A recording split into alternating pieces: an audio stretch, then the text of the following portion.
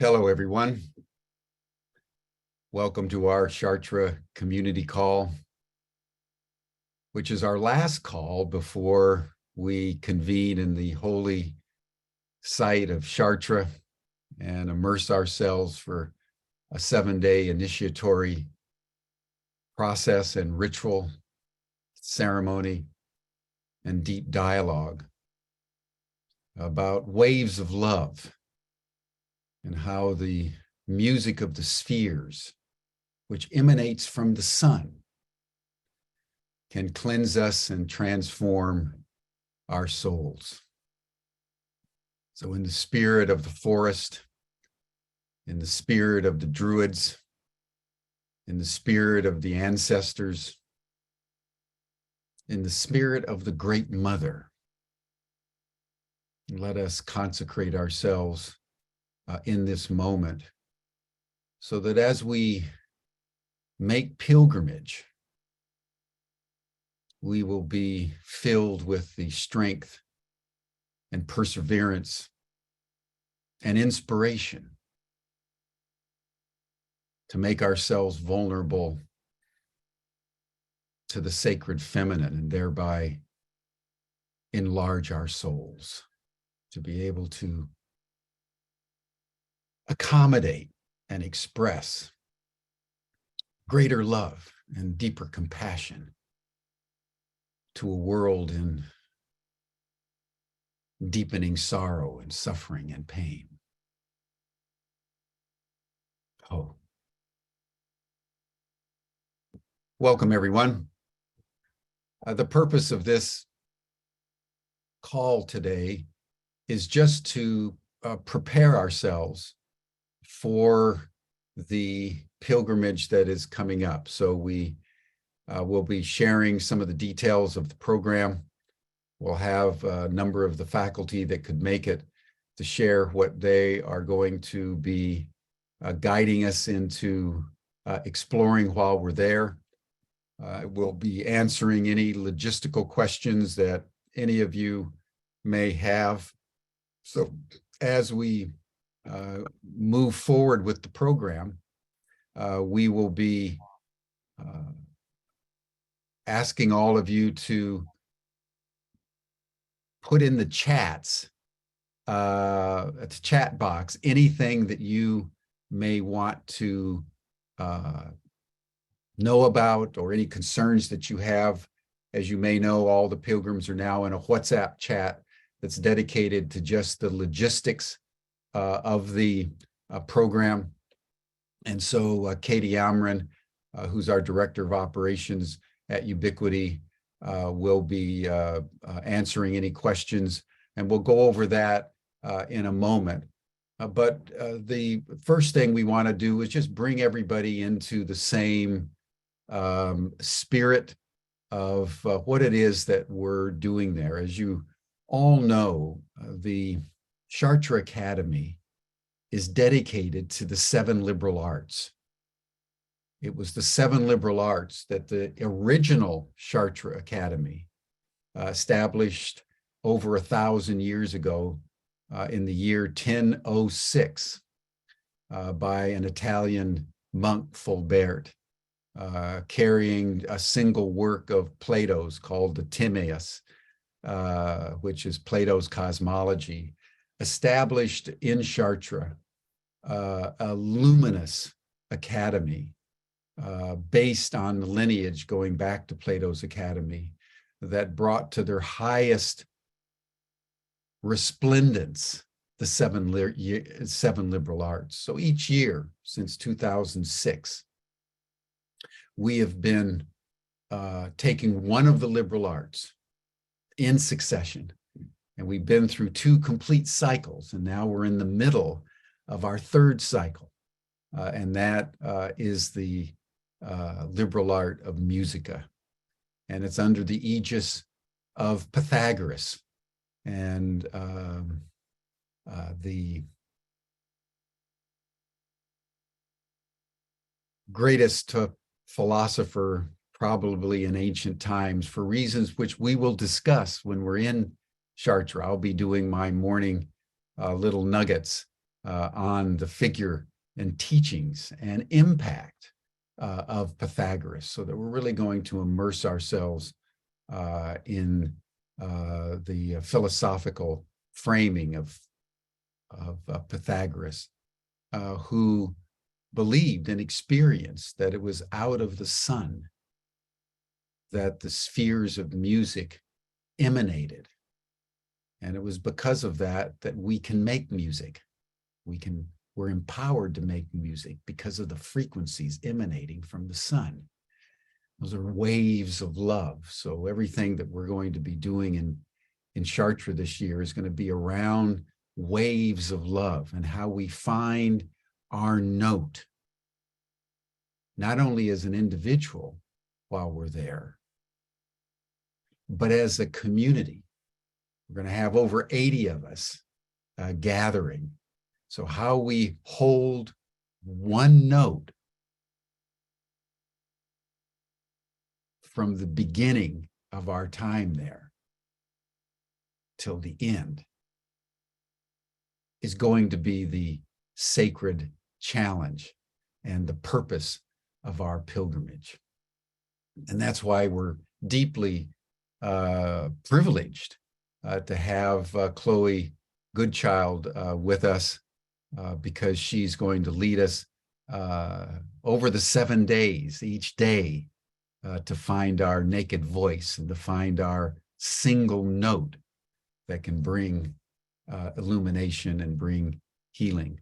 So we want to just first of all have Chloe join us for a little bit here to just bring in her presence and summarize what it is that she intends to do with us. So Chloe, welcome to this community call, and just tell us what you have in mind over that 7-day initiatory process.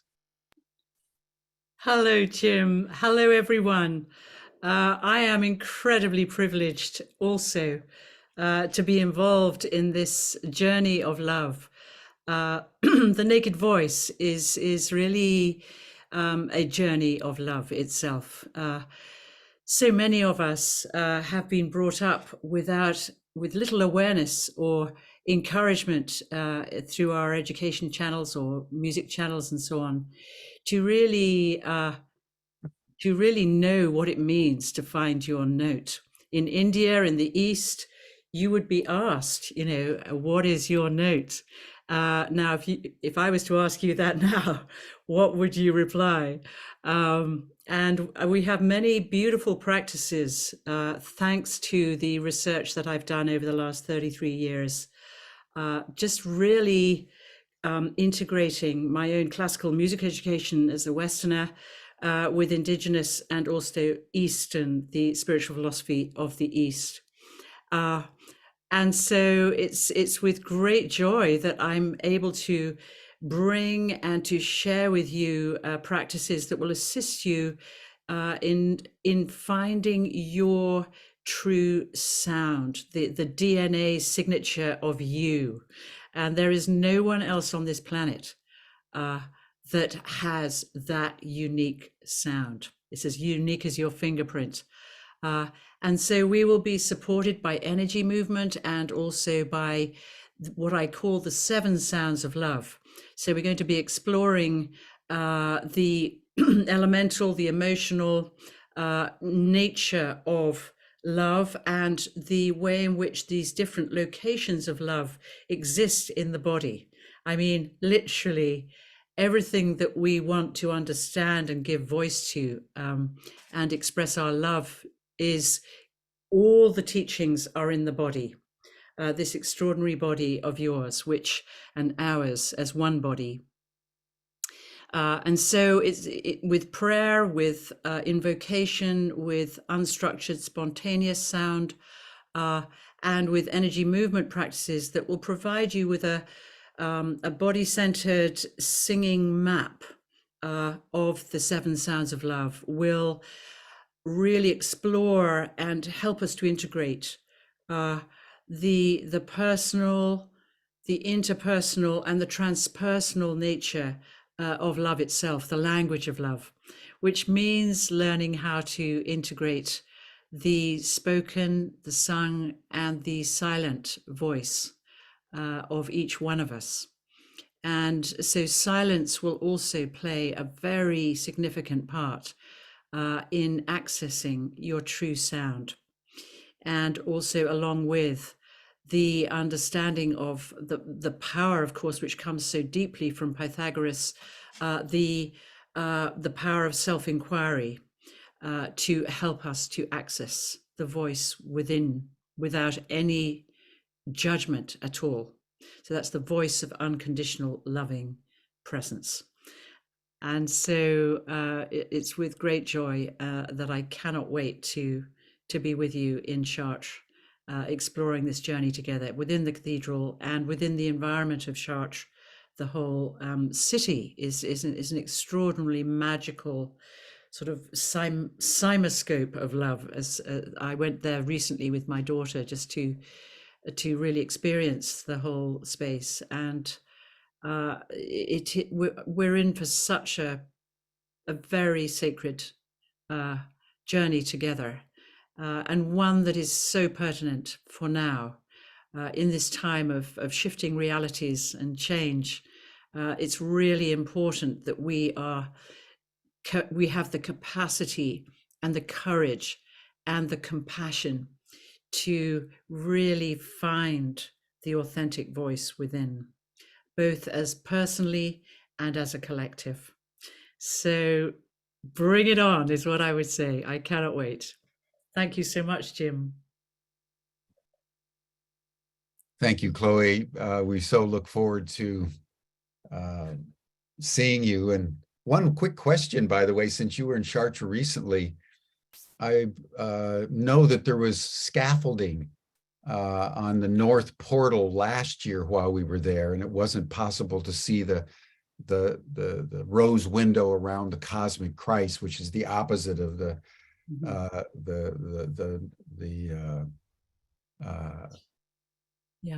Mother Mary. Is that still the case? There is still scaffolding there, but it's quite interesting you should mention that, because I hardly noticed it actually. Because, oh, really? Good. But it's definitely still present. You know, they're still working in various ways with presumably the cleaning process of the whole building, as I understand it. Yeah. But be not concerned, I would say, because it's the energy of the building itself is so profound that you know, I don't think that will have an impact. Yeah. But, you know, when we first went to Chartres back in 2006, 7, 8, it hadn't been cleaned in centuries. And so the dark soot was like going into a womb of darkness, what David Strachan called Jewel Darkness. And then they began to clean it. And when they first started to clean it, everyone was kind of shocked. But now that they've almost completed the cleaning of the cathedral, it has emerged into a resplendence of light that is just dazzling and was the way it was originally. Extraordinary. And so I'm delighted that because they're just about finished, maybe in the next year or two, and I can hardly wait for all the scaffolding to be taken away and the resplendence of the original form as it was 800 years ago to shine forth. So thank you for that update. Yeah. Now, the next person we want to just bring in is Kaylin Rain. As you know, Kaylin has been there since creation. Kaylin is the one who handles the energetics of Chartres and makes sure that the various rooms that we use are swept and cleaned and energetically transformational. And he's on our ritual team. And he also does the preparation for the Chartres labyrinth. So I want to invite Kaylin in to say a few words about the labyrinth and the energetics of Chartres, because we're gathering in one of the most extraordinarily potent energetic matrices in the world. There's few pilgrimage sites or sacred sites on the planet that have the potency of Chartres. And this was recognized by the ancient Druids, who knew a lot about energy, and particularly telluric energies. And they considered Chartres to be the most potent telluric energy, earth energy, in all of Europe.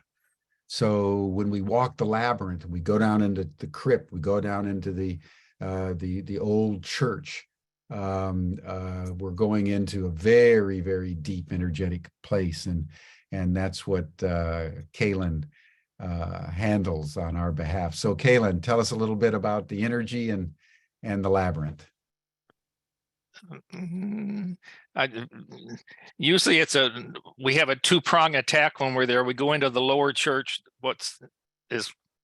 they call it the crypt, but the technical term is the lower church, where the other Black Madonna is. So fortunately, we start out at the beginning of the week in the lower church to experience the energy of being inside the mound. So basically, you're in the womb of the cathedral with a Black Madonna to begin the week. I think that's on Monday night.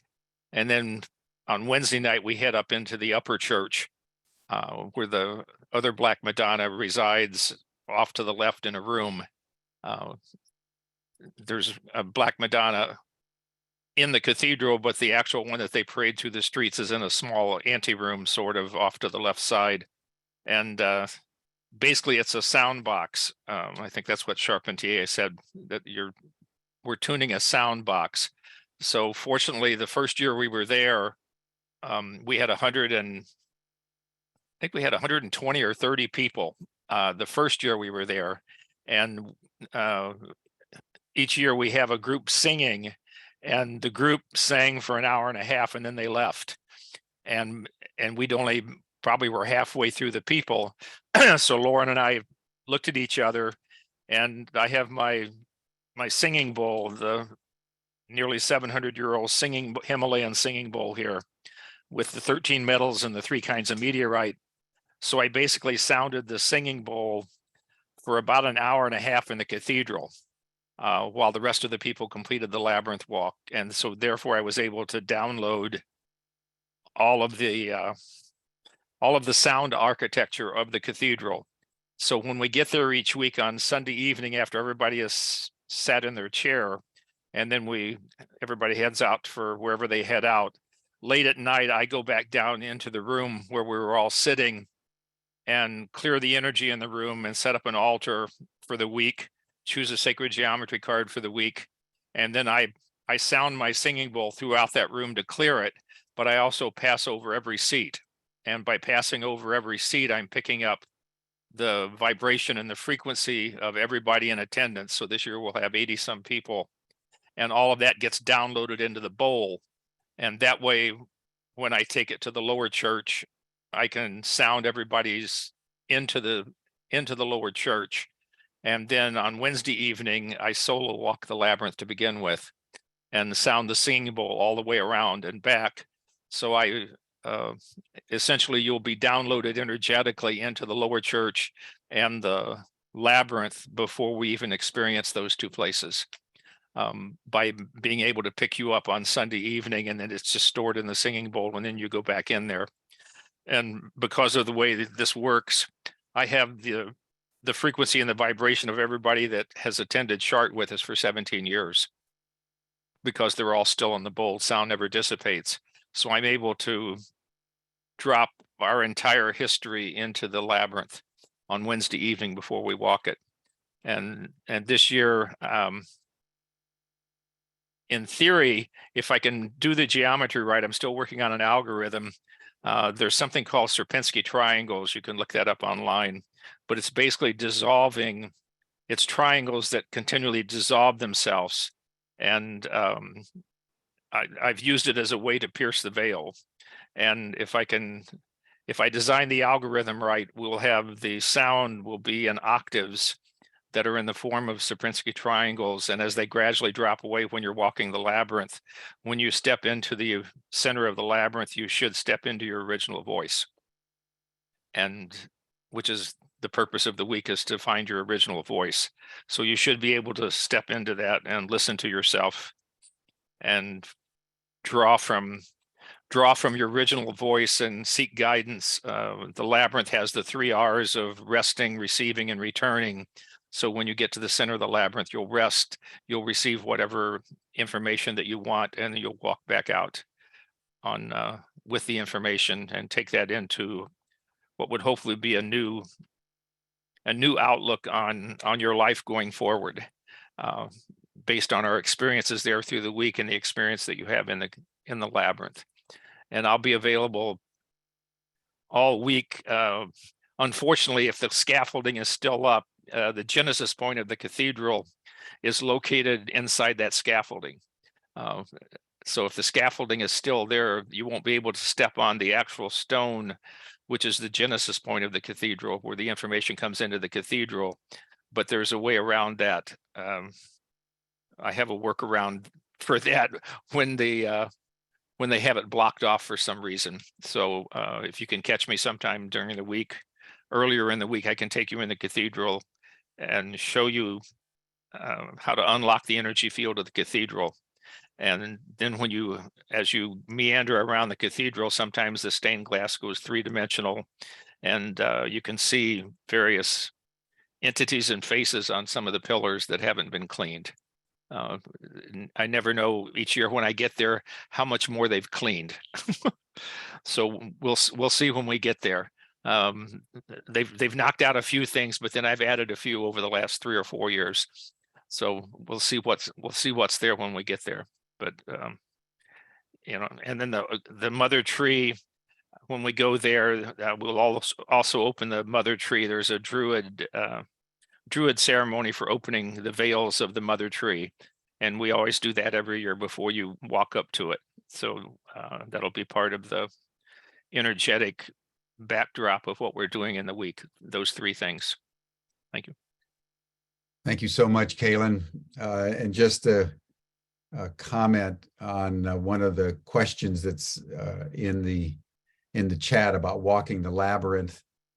We walk the labyrinth in the evening after the cathedral is closed. We get special permission to do that. The church is still highly ambivalent about the labyrinth and keeps it covered with chairs most of the time. And after the French Revolution, it was closed off entirely because they found the labyrinth very embarrassing. And it was only because of Lauren Chartres and Veriditas and others that the labyrinth was opened about 15, 20 years ago. Actually longer than that, 25 years ago.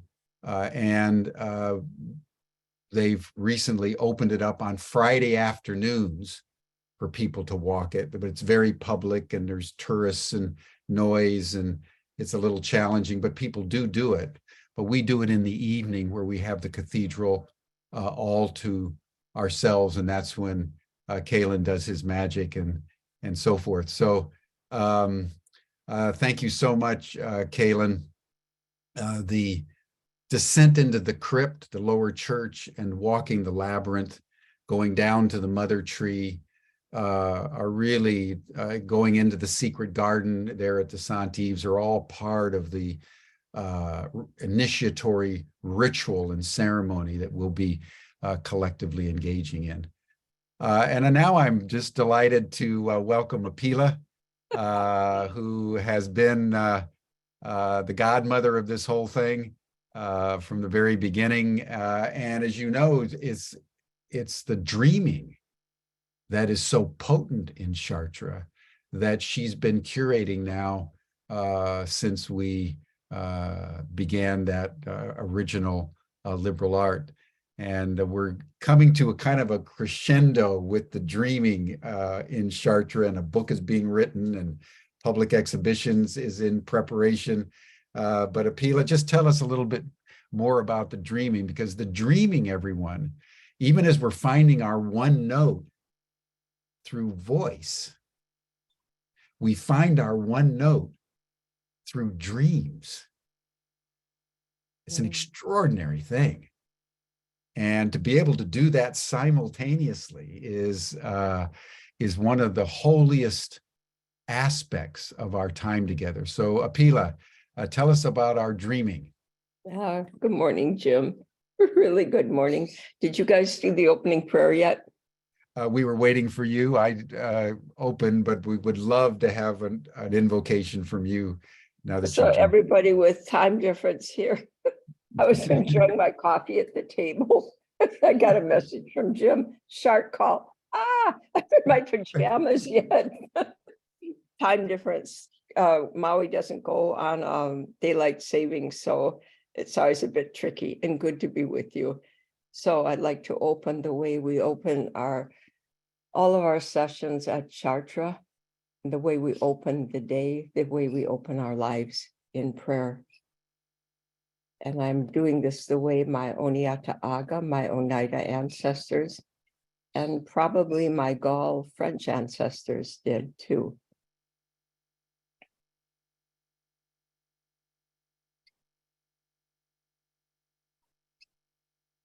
Coming to this day, this life, coming to this time where we meet at Chartres, a word, fresh, pure like the water bubbling from the springs, emerges. Devotion. 17 years, almost 18. You, Sacred Hill of Chartres, have invited us to attend to your mystery.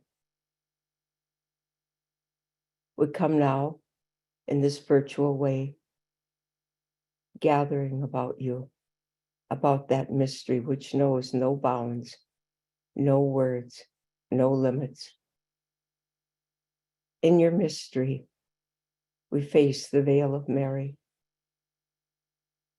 Facing the veil will get us through life. A ripple in the veil changes everything we see, know, believe, live. Stepping through the world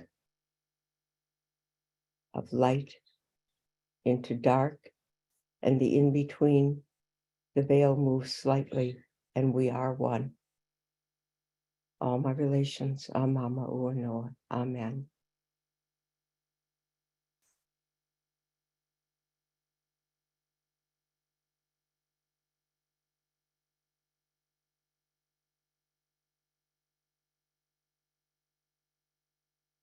So, good morning. Good morning, Apila. Tell us about the dreaming we're going to be doing in Chartres. Okay, so, as Jim said, we're deep into a book, a group of people called the Dream Team. The main thing about dreaming at Chartres, the dreams are a point of oneness. For example, I'm thinking this morning, when we came to Chartres, there was never a plan to do dreaming. When we started Chartres, it started mostly as a conference of academic and religious scholars, really interesting talks. But we had called it and dedicated ourselves, Andrew Harvey and Bob Meyer and Jim and myself, who showed up early in 2005 and had received the vision to do this along with all the students that were there. When we started, we called it a mystery school, and we didn't know how that would look. So it took a few years for the mystery school, like the crucible, or perhaps the fulcrum of the mystery school, to show up. A springboard for that would be the dream work.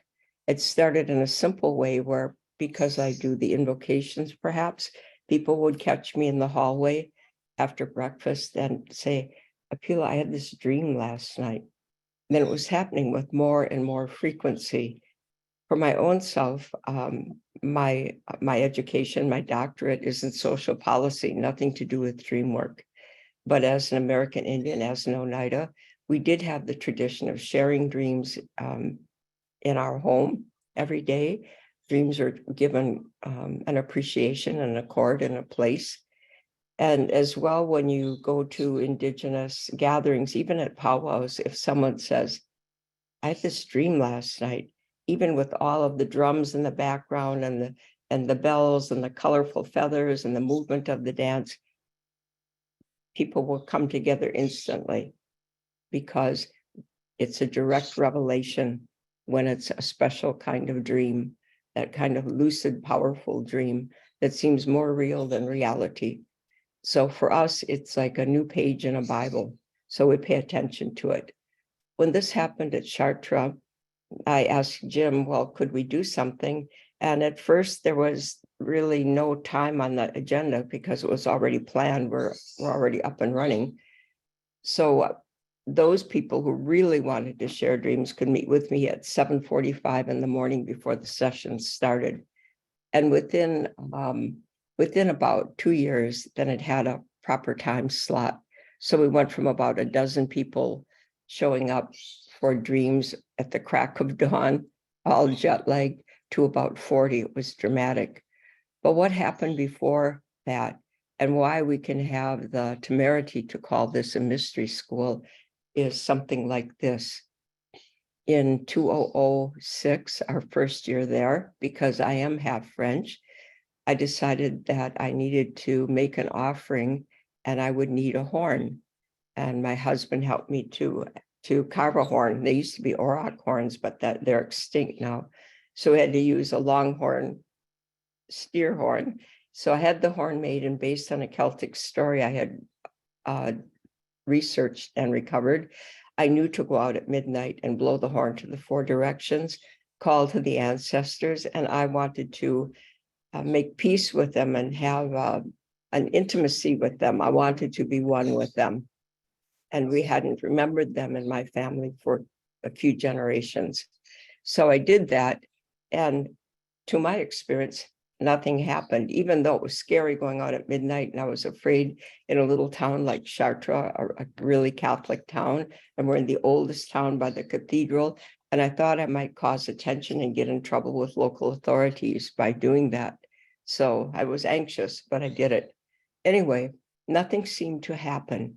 And what I didn't know is that a few months before we had arrived in 2005, and here's where the mystery comes in, municipal workers had been digging out in front of McDonald's and were working on a car park, and they dug into what was a 1st century AD little cave, actually more like a cellar, right at the top of the hill, and you would say like in front of the cathedral, about a block. When they dug into that space, they called archaeologists, because what was there was the treasure trove that we of the Chartres Mystery School were looking for, and it had apparently been looking for us too. That cave contained the world's only ever discovered complete Gaul indigenous ritual set. It matters because the hill of Chartres, as Jim will tell you in his remarks, is a place where the Gaul people met annually. This is according to Julius Caesar's records, met annually. All the Gaul would come together at this hill. And then you say, like, well, why? You know, what is there about Chartres? So when you get there, you find out why. And here's an example of what got our attention. So when I found out the ritual set had been discovered in 2006, I tried to see it. But as it turned out, I wouldn't be allowed to see it for 14 years of begging, writing, calling. Nothing could move the bureaucracy. So in the meantime, well, I'm wondering what could we do with this fabulous coincidence that the ritual set is discovered, and within weeks we were there in 2005. So, and then we had the idea, let's have a Gaul mystery school. So I say, whose idea was it? Was it the intangible, invisible Gaul ancestors, vis-a-vis the ritual set?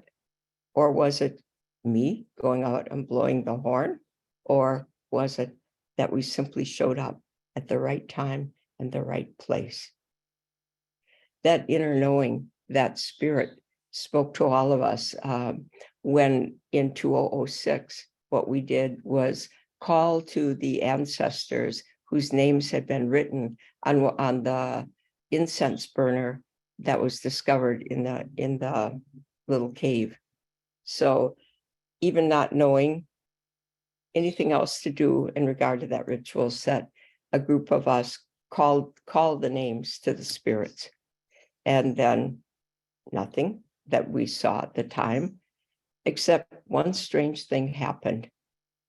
3 of us, there might even have been a 4th, had dreams, and they all related to each other. And the dreams were about Jim. And in the first dream, Bob Meyer, who used to be we used to call him, I don't know what, Saint Robert, because he was so helpful and kind and organizing. So Robert someone has a dream and they say they're walking up to the sort of field and Bob Myers is sitting there and there's a hole like for a grave.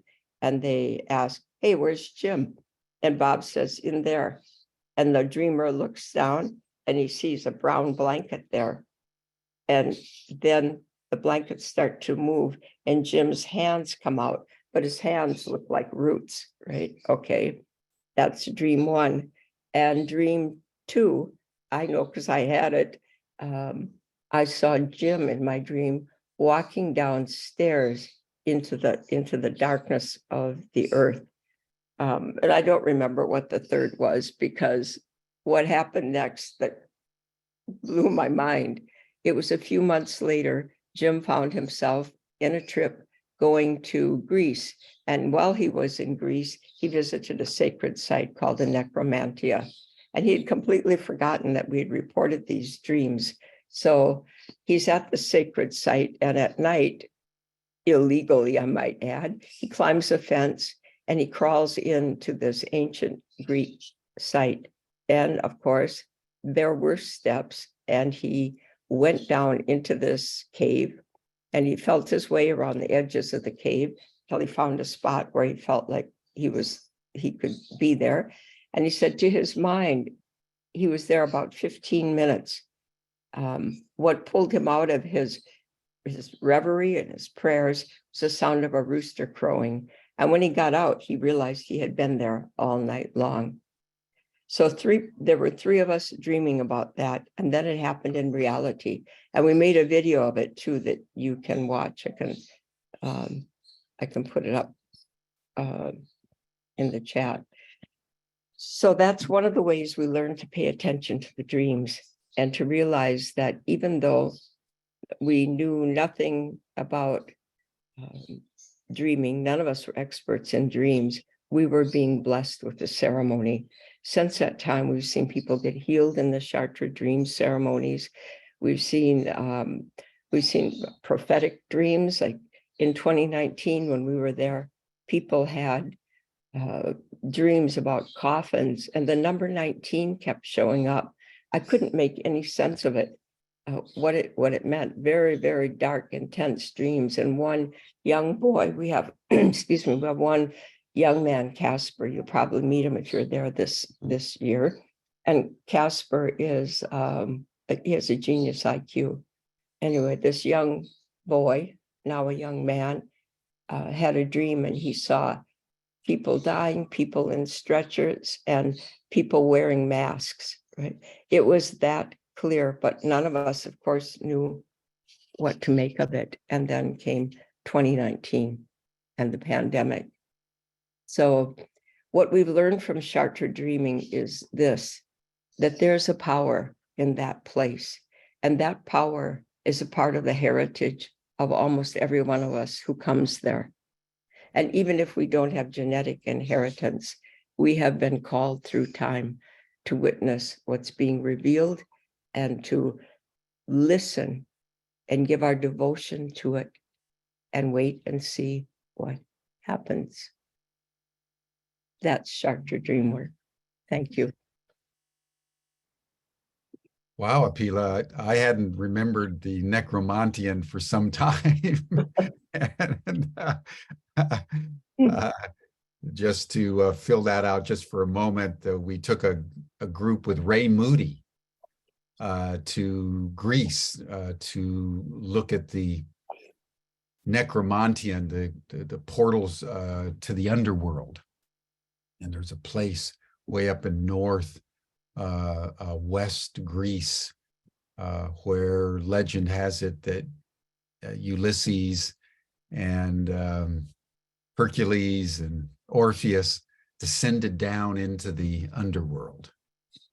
And we took them there, and I made my night journey, as Apila said, and it was, it ranks as probably, if not the most powerful experience I've ever had in my life, certainly among the most powerful experiences. Maybe one day I can tell the story. But for now, I want to... Jim, yeah. one thing that was, I think that if in 17 or 18 years with Chartres, if we become shamans, we are oblivious shamans, because at the end of the year where we reported these dreams about Jim, and it's very unusual that a group of dreamers has a point person in dreams. I checked it out with dream experts. So anyway, when we had our next student gathering, it happened to be here on Maui. And I was saying to Jim, like, wow, do you realize what happened? Everybody dreamt that, and then you did that. And he's like, oh, no, I forgot all about the dreams. Yeah, but I told you at the end of the Chartres session, I made a report and we all dreamt about you. And he's like, oh, yeah. So I guess mystery applies in many ways at Chartres. Yeah, oblivious shamans is a good, very apt term. Pila, thank you. You know, we're in what we do not know, and we're not alert enough to know what we need to know, and we have the experience and miss the meaning, as Eliot says. And it is only slowly over time that we wake up to who we really are. So dreaming, going down in the necromantian, I'm sure Chloe's got a whole bunch of stories of her own that we could share along these lines, but this is the mystery and magic of Chartres, everyone. So we want to be attentive to the time and spend the last few minutes on logistics. And I want to invite Katie Amrin to come on, and maybe you can summarize, Katie. She set up the WhatsApp group for logistics, so all of you should be on that. We are available 24/7 between now and the pilgrimage, and Katie's the person that you all need to know about and have the ability to contact, so that we can make sure that everybody shows up at the church on time. So Katie, tell us what we need to hold as we go into the final few weeks. Hi, nice to be with all of you. I think that I've reached out, or I have been in contact with each and every one of you attending via email, some by phone as well. I am asking that when you are thinking over your travels, if you have any questions at all, please reach out to me and let me know any questions you have, and I'll do my best to get you answers, help you with any logistics that I can. I believe we are all set. I have everybody registered. We'll see you at the St. Yves on Sunday. I know there are 2 people that'll be arriving on Monday, but everybody else will be there on Sunday. And I do ask that if you have the ability to please fill out the forms that we emailed you last week. If you did not receive those, let me know and I can get that to you directly. That'll just help us be aware of when you're arriving. And we can also help match you up with other people who will be arriving about the same time and could possibly do a carpool together to Chartres. And I think those are the details that I have. Most of you have joined the WhatsApp group. It's now becoming a little more active, which is fun for us to see. If you have not joined our WhatsApp logistical channel for this year, please let me know and I'm happy to add you to that as well. But I think just to summarize what she's saying, everybody needs to know about their ticket. Make sure they've got their ticket. Make sure how you're going to get from wherever you're coming in, whether it's Charles de Gaulle or Orly airports to Chartres. There are 3 main train stations in Chartres, in Paris, Gare du Nord, Gare d'Est, and Montparnasse. So you got to make your way to Montparnasse station. And then there's a very direct, multiple times a day train that goes directly to Chartres. It takes about an hour to get to Chartres. And then you can see the cathedral as you come into the town. And if you just come to the cathedral, you're virtually at the Maison St. Yves, and everyone knows where it is. So that is, if you have any questions, you can put them in the chat.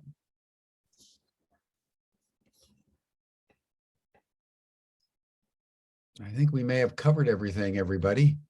But if you have any questions at all, be directly in touch with Katie. And Katie, everybody who's coming is on the WhatsApp group, right? Most people are. There are some that are not, and they won't have a phone with them that will work in France. So I have emails for everybody as a backup. Okay. And I'll be there a few days before. Katie will be there a few days before. So we're at your service, everyone. We want to make this as smooth as possible. We're making pilgrimage. A pilgrimage is when you leave your home, you go to a sacred site, you open yourself up for transformation, and then you seal it, and then return to where you started. And as Elliot says, know the place for the first time. And so we want to thank everyone for being present. We love it that we're going to be 80, 85 strong in that sacred spot at the time when many of us have deep concerns about the world and all kinds of things impinging on us. But I can't think of anything more profoundly important to do right now than to make pilgrimage to a site that of all the sacred sites in the world is associated with the sacred feminine and the great mother. That's where we're going. And it's in that spirit that I want to thank everybody. And Katie, I really want to thank you for everything that you've done. You're carrying on the tradition of Bob Meyer in such an extraordinarily sophisticated and sweet way. I just want to acknowledge everything you do to keep our pilgrims all focused on showing up at the cathedral on time. Well, Chloe, thank you. Kaylin, thank you. Apila, thank you.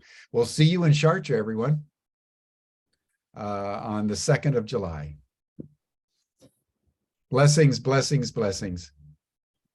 In fact, Chloe, why don't you just give us a closing note or a closing blessing as we seal this conversation and prepare ourselves for our journey? Well, laughing is good. Just feeling the voice in the belly. I feel such joy with everything that's happening. Let's see, you could just consider taking the words "how I love you," okay? And just to sing those words however they come for you, but you can actually just draw them up from the sky. How I love you. How I love you.